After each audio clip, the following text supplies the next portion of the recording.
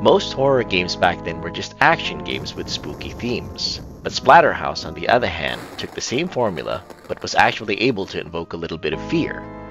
Plot is, one rainy night, Jennifer Willis and Rick Taylor take refuge in West Mansion, a landmark nicknamed as Splatterhouse.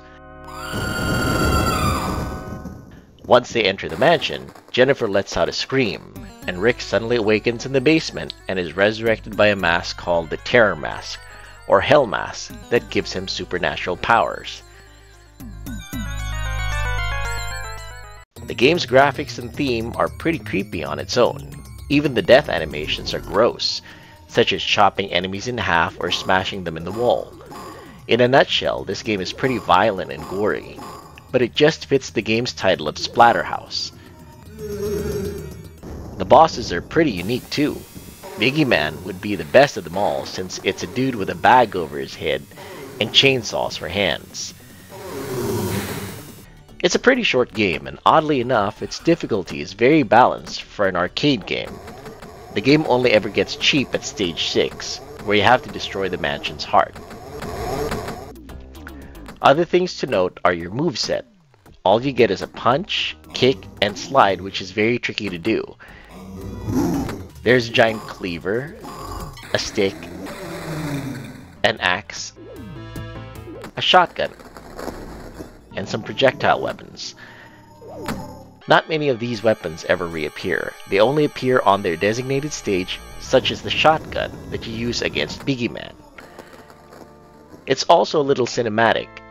There's the intro showing Jason and Jennifer falling into their demise, a cutscene showing the Hell Mask resurrecting Rick,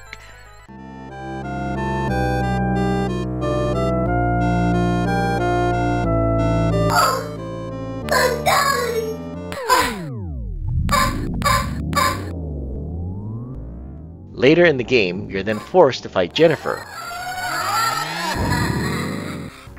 Once you do beat her, Rick walks over to Jennifer.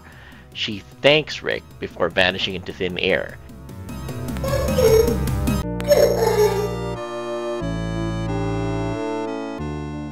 Enraged, he enters the basement to destroy Mother, aka the mansion's heart.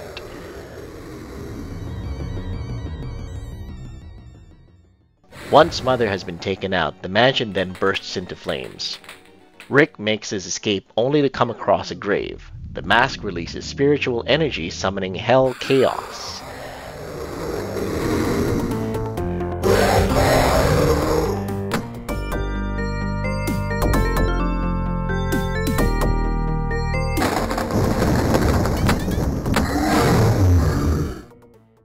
Once you've destroyed it, a tormented ghost appears and begins to slowly dissipate.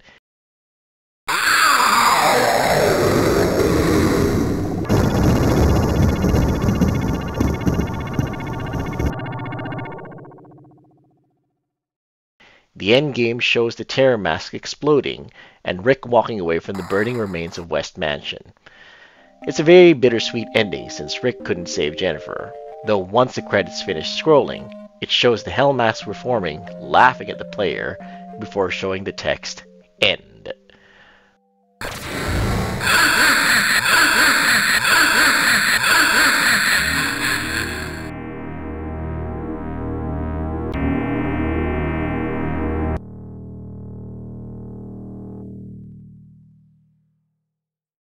Overall, it's still an okay beat-em-up.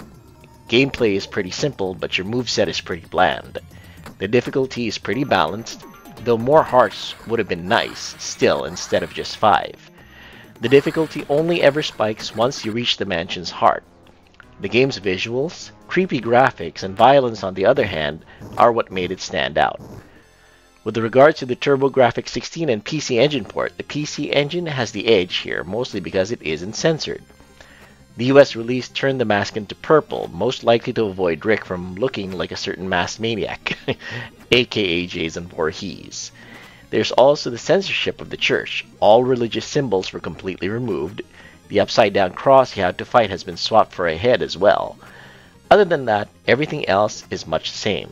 Just stick to the PC Engine version since that's the best way to experience Splatterhouse at home. If you're looking for a simple, creepy beat-em-up with gory visuals, And definitely give Splatterhouse a whirl.